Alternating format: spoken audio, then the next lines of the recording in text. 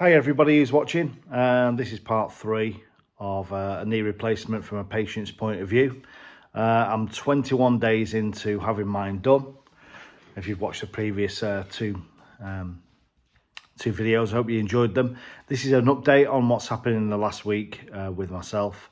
I'm not too sure how far I've got with the process of everything, but I've had my staples out. I've got a very nice scar. It's healed really well. I'll see if I can show you here. You can see that there, but it's healed really well. I put oil on it twice a day, let it soak in. Bio oil is the best stuff to get the scar moving. But yeah, everything's fine. I've had a physio. They are concerned that I'm not getting the flexibility in my leg to get them both straight.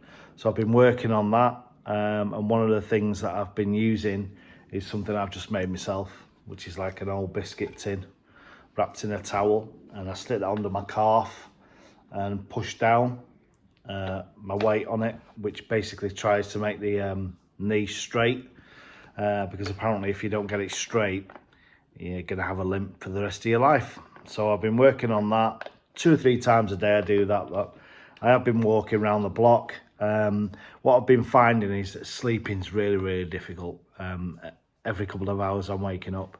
I don't know what it is. I sort of like get a dull ache in my hips, but I think that's obviously from before I had my operation, that my hips were compensating for my bad knees.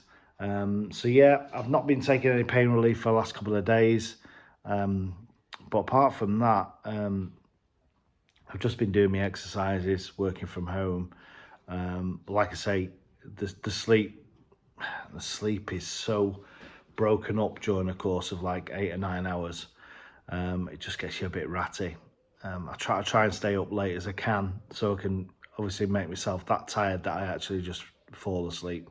But yeah, left and right, side to side, I've started to put a pillow between my knees when I am sleeping on my side, and then back again. But lying on my side that has the knee replacement is pretty difficult. I can't stay in that position very much longer.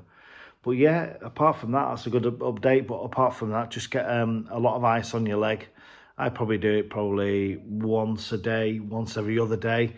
I sort of like do all my exercises, let my body rest, and let me obviously my body recuperate, and then hit it hard for the next day. But I have got another appointment this week. I'm going to see how that goes. I'm not driving yet. I'm not back to work. You just got to take it easy. But I think I've mentioned in my previous videos that I've got a friend who had hers done 2 weeks before mine. She's not in a good way, to be honest. A lot of redness around the wound, and it's weeping. She's on antibiotics, and we were supposed to go out last week for lunch, have a few hours chewing over the cud, but unfortunately she's going backwards. She's finding it really tight round her knee, which obviously is the swelling. Mine's gone down tremendously. I couldn't ask for anything more, really. And I think she's going to be readmitted to hospital today, so I'll get a bit of an update and put that in the next video, but I hope she's okay.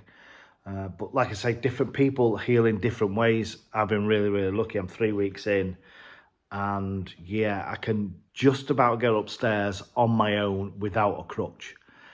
I do find that when you get up in the morning, that it's like you've got to basically start yourself up again, because everything's so tight because it's been resting for that long.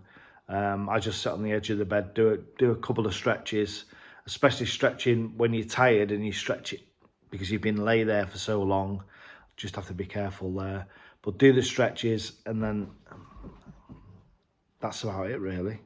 But yeah, all you have to do is keep up the good work. And I'll catch up with you soon. Thank you. Take care. Bye-bye.